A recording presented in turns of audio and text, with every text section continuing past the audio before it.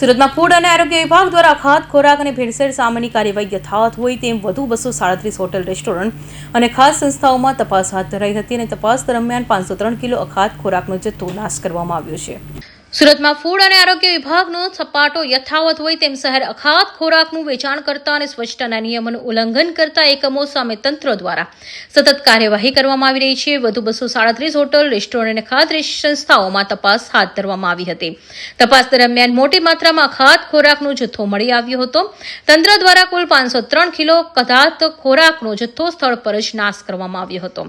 આ ઉપરાંત નિયમોનું ઉલ્લંઘન કરતી 105 જેટલી સંસ્થાઓને નોટિસ ફટકારવામાં આવી છે, જ્યારે અલગ અલગ કાર્યવાહી હેઠળ કુલ 5.16 લાખનો દંડ પણ વસૂલવામાં આવ્યો છે.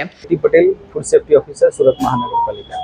હાલ રક્ષાબંધનનો તહેવાર નજીક હોય સુરત મહાનગરપાલિકાના ફૂડ વિભાગ દ્વારા કુલ 9 ઝોનમાં 10 જેટલી ટીમો બનાવીને મીઠાઈઓનું વેચાણ તેમજ ઉત્પાદન કરતી વિવિધ સંસ્થાઓની સઘન ચકાસણી કરી રહ્યા છે. આ ચકાસણી દરમિયાન સદર સંસ્થાઓમાંથી નમૂનાઓ લઈ પૃથ્થકરણ સારું લેબોરેટરી મોકલી આપવામાં આવશે અને જો તેના રિપોર્ટમાં કોઈ ક્ષતિ જણાય તો કસૂરવારો વિરુદ્ધ ફૂડ સેફ્ટી એક્ટ હેઠળ પગલાં લેવામાં આવશે. સાહેબ, ખાસ કરીને કઈ રીતે આ લોકો ભેળસેળ કરતા હોય છે મીઠાઈઓમાં? ભેળસેળમાં પ્રમાણમાં દૂધનો ગુણવત્તા હલકી વધારે તેમજ અન્ય તેમાં ખાદ્ય પદાર્થો કે લોટનું મિશ્રણ કરી આર્થિક લાભ કમાવાની વૃત્તિ હોઈ શકે છે. સાહેબ, રક્ષાબંધન તહેવારને હાલ હવે થોડા જ દિવસો છે, તો કઈ રીતે આ રિપોર્ટ જલ્દી આવશે અને શું કાર્યવાહી કરવામાં? હા, રક્ષાબંધનનો તહેવાર ઘણો નજીક હોય ડેઝિગ્નેટેડ ઓફિસરશ્રી દ્વારા ફૂડ એનાલિસ્ટને તાકીદ કરવામાં આવી છે કે રિપોર્ટ શક્ય એટલો જલ્દી આપી જાય.